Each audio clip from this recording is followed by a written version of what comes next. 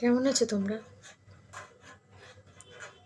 সত্যি বলতে কি, আরজি করের ঘটনাটা শোনার পর থেকে কোনো ভালো কথা বলার মতো ক্ষমতা নেই। আজকের সমাজে দাঁড়িয়ে সত্যিই প্রশ্ন দাঁড়িয়ে গেছে যে আমাদের মেয়েদের সেফটিটা কোথায়।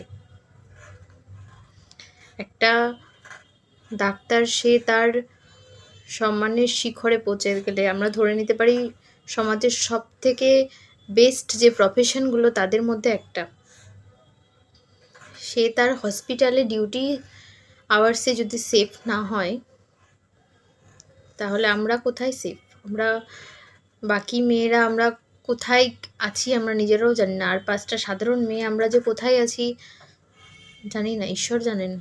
সত্যি হয়তো আমাদের রক্ষাকর্তা ঈশ্বর, জানি না। ভালো কথা বলার মতো কোনো মন মানসিকতা আসছে না কোনো। আজকে সবাই তার হয়ে প্রতিবাদ জানাচ্ছি আমরা, কিন্তু কি জানেন তো, শুধু একটা কথাই মনে হয় যে মেয়েটির বাবা মায়ের কি অবস্থা, তার বাবা মা কিভাবে এটাকে নিতে পারছে। আমরা কেউ হই না, তবুও আমরা এতটা ভেঙে পড়েছি এটা শোনার পর থেকে, আমরা প্রত্যেকে। কিন্তু তাহলে তার বাবা মায়ের কি অবস্থা? আমরা এই সমাজে, আমি বলি সব সময়, সমাজের ম্যাক্সিমাম লোক ভালো, ম্যাক্সিমাম মানুষ সমাজের ভালো, কিন্তু ওই যে বলেন না 90 জনের মধ্যে 100 জনের মধ্যে 90 জন, কি ধরলাম আমি 99 জনই ভালো, কিন্তু ওই একজন এত ডেঞ্জারাস হয়, সেই একজন না বাকি 99 জনকে কখনো না কখনো নষ্ট করে, কখনো না কখনো তাদেরকে উত্ত্যক্ত করে। আমি সব সময় বলি এই কথাটা, সমাজে কিন্তু সবাই খারাপ না। আপনি 10 জনের মধ্যে একজন হয়তো খারাপ দেখবেন, 9 জন ভালো, কিন্তু ওই একজন বাকি 9 জনকে কখনো না কখনো কোনো না কোনো ভাবে উত্ত্যক্ত করেছে।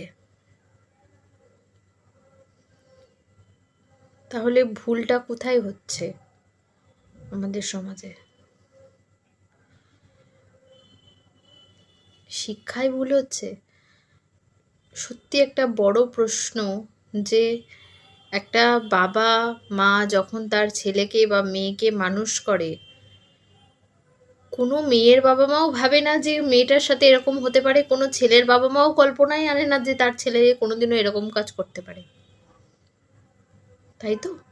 কোনো ছেলের বাবা মাও নিশ্চয়ই এটা কোনোদিনও কল্পনা করে না, কোনো মেয়ের বাবা মাও এটা কল্পনা করে না যে এরকম হতে পারে, কিন্তু তা সত্ত্বেও তো আমাদের সমাজে এরকম হচ্ছে।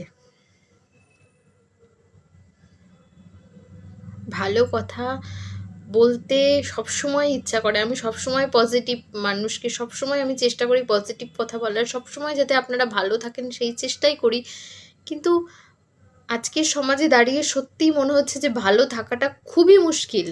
মানুষ ভালো থাকলেও যে সে সেফ থাকবে, সে যে ভালো থাকতে পারবে, তার কি যে আমরা জানি না, এর সুরাহা আমাদের সত্যিই জানা নেই। বলতে খারাপ লাগে,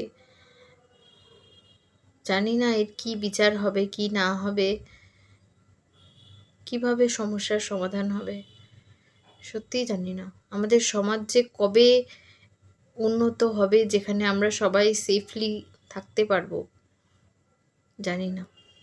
আদৌ সেই দিনটা কোনোদিনও আসবে কি না সেটাও জানি না, কারণ আজকে 2024-এ দাঁড়িয়েও যদি এই ধরনের সমস্যা আমাদেরকে ফেস করতে হয়, যেখানে যুগ এতটা এগিয়ে গেছে, সেখানেও যদি এই ধরনের সমস্যা আমাদেরকে ফেস করতে হয়, তাহলে এর পরে ভবিষ্যৎ কি হবে, সেটা আদৌ কি দাঁড়াবে, প্রতিবাদ করেও যে কতটা কি লাভ হবে, কারণ একটা সময় পরে আমরা ব্যস্ত, আমরা প্রত্যেকে ব্যস্ত, আমাদের হয়তো সময় থাকবে না, হয়তো